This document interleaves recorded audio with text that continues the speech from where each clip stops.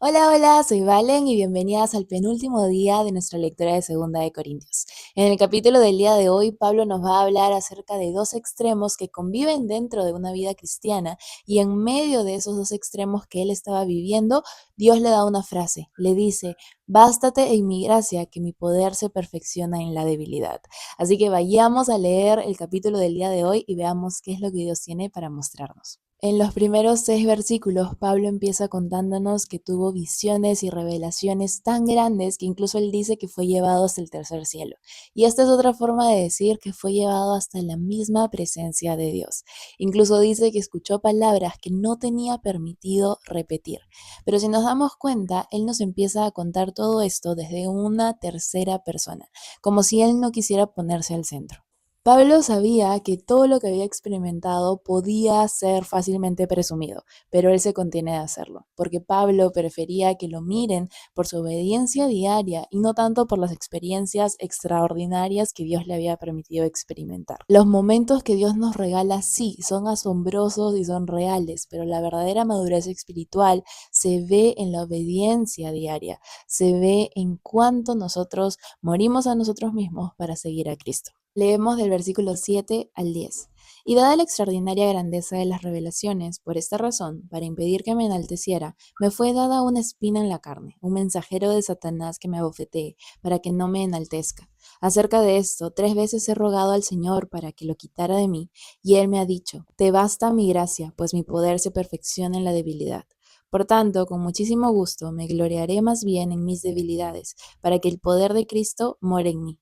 Por eso me complazco en las debilidades, en insultos, en privaciones, en persecuciones y en angustias por amor a Cristo, porque cuando soy débil, entonces soy fuerte. Y después de todo lo glorioso, Pablo nos cuenta algo un poco más humano y nos cuenta que le había sido dado un aguijón en la carne. Lo describe incluso como mensajero de Satanás que lo estaba golpeando constantemente. Y nos cuenta que al menos en 3 ocasiones él ya había orado para que Dios se lo quitara. Y es aquí en donde Dios le responde con una de las frases más poderosas de toda la Biblia y le dice, te basta en mi gracia, pues mi poder se perfecciona en la debilidad.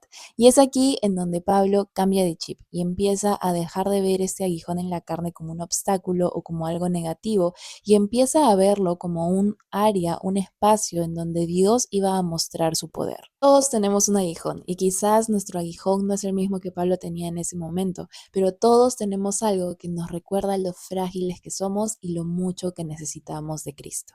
¿Dios puede quitarnos el aguijón? Sí, sí puede, sin duda alguna, pero incluso si decide no hacerlo, tenemos que recordar que Él es suficiente y que nuestra debilidad es el escenario perfecto para que Él pueda manifestar su poder y su gracia.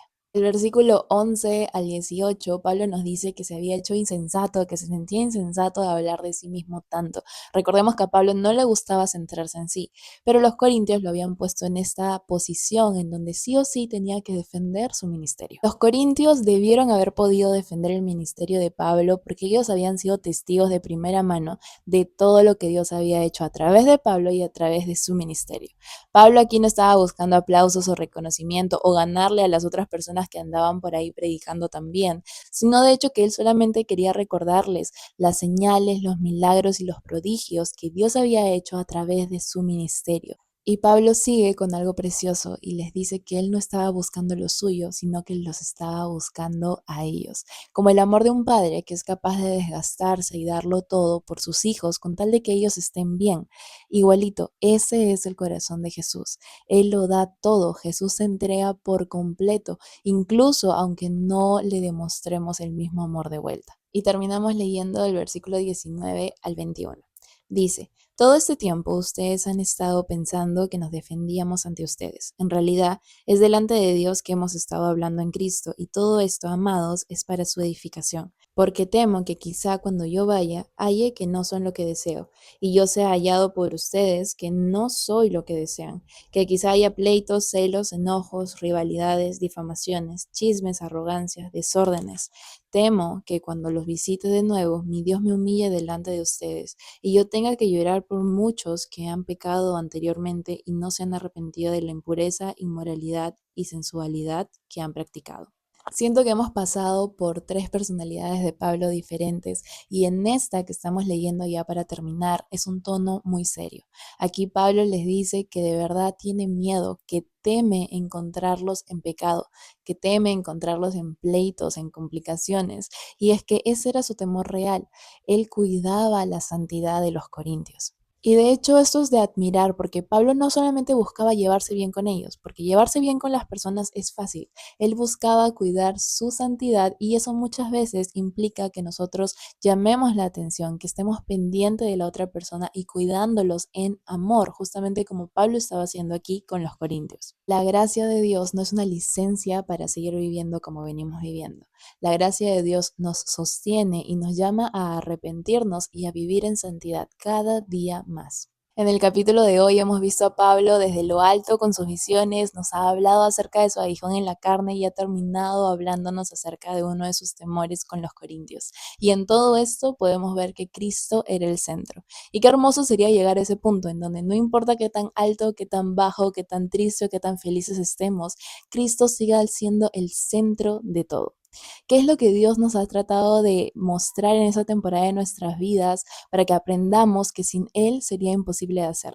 Déjame en comentarios qué es lo que Dios te ha hablado a través del capítulo del día de hoy, que realmente ha estado muy bueno. Y nosotras nos vemos el día de mañana para seguir aprendiendo y terminar ya de leer Segunda de Corintios. Vamos a estar leyendo sus exhortaciones finales y una promesa muy hermosa que Dios nos está dejando. Nos vemos en el siguiente video y les mando un muy fuerte abrazo. Chao, chao.